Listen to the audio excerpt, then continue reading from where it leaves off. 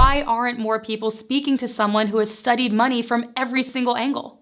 Hey, financial advisors, quick question for you. Have you read the unemployment reports for January? Well, according to the recent report from the U.S. Bureau of Labor Statistics, the total non-farm payroll employment increased by 517,000 in January, and the unemployment rate remained largely unchanged at 3.4%. Now, the job growth was widespread across several industries, with the largest gains being seen in leisure and hospitality, professional and business services, as well as healthcare. Now, there was also an increase in employment in the government sector, and that's partly due to the return of workers from a strike. But now, if you follow the surveys, you'll know that a significant portion of Americans live paycheck to paycheck. The exact percentage can vary depending on the source, but some estimates indicate that approximately 78% of full-time workers in the United States live paycheck to paycheck. And more than 1/3 of Americans have no savings at all. Plus, around 50% of Americans can't even afford a $400 emergency expense without borrowing money or selling something. These statistics highlight the financial insecurity faced by so many Americans and the need for improved financial literacy and planning. And yet, more and more Americans are finding it hard to trust financial advisors. But why? Well, on the surface, it doesn't make sense. There's a recent poll that was conducted by Bankrate, and it shows that economic concerns are at the forefront of Americans' minds, especially as the U.S. economy is slowing down and inflation remains high. Nearly 69% of Americans are worried about the possibility of a recession before the end of next year, with 29% being very concerned and 40% being somewhat concerned. So the question is, why aren't more people speaking to someone who has studied money from every single angle? In this video, I'll break down the 2 reasons why many Americans are turning to AI and social media for their financial success. Then I'm gonna tell you ways to market to this audience. But before we do that, I have a quick introduction for you. My name is Margot J. This is Advisorist, and here we help financial advisors and insurance agents to generate leads and build their book a call business by driving prospects to their calendars without cold calling, without ads, and without seminars. It is the hub for everything that you're gonna need to know. So if you like that sort of thing and you wanna be notified as soon as we drop a video, then make sure that you like and subscribe to this channel and you're gonna get notified. All right, thanks so much.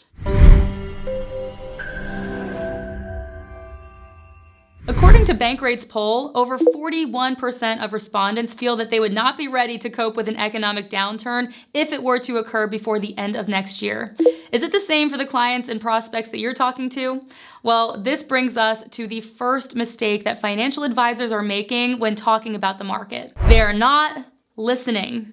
Okay? Right now, global social media usage saw a year-over-year growth of 10.1% from 4.2 billion users in January 2021 to 4.62 billion in January 2022. However, in January 2023, the growth was modest with only a 3% increase or an additional 137 million users. So what exactly does this mean? It means that your social media posts and your conversations should be focused on gathering insight from your niche market. What you gotta do is put up polls and conversation starters if you wanna generate more leads. Ask your clients, what are they most worried about? Discover if their kids go to private school or maybe if they have a spouse who had been out of work for a while. The best marketing strategy to implement in uncertain times is a listening ear. This allows you to really focus on the client's overall financial situation, and financial advisors should always consider their prospects' entire financial picture, including their goals, their risk tolerance, and their personal circumstances. And then, once you've gathered the data, it is time to move on to step number 2. The second biggest mistake that financial advisors are making when it comes to the market is using persuasion instead of instruction. It's been a common thought that financial advisors don't educate as much as they should, and many people believe that financial advisors are just hoarding information so that their clients are always dependent on them. So here's what you gotta do. The best way to separate yourself from the others is to teach.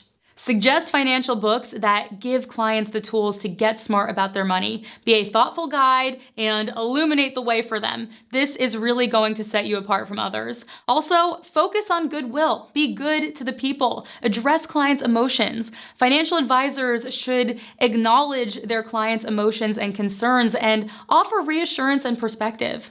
Oh, and another thing, avoid providing too much technical information, okay? Advisors may try to overwhelm their clients with market data, which can be really confusing and really overwhelming to a client, especially for those who are inexperienced investors. Also, don't ignore the importance of diversification.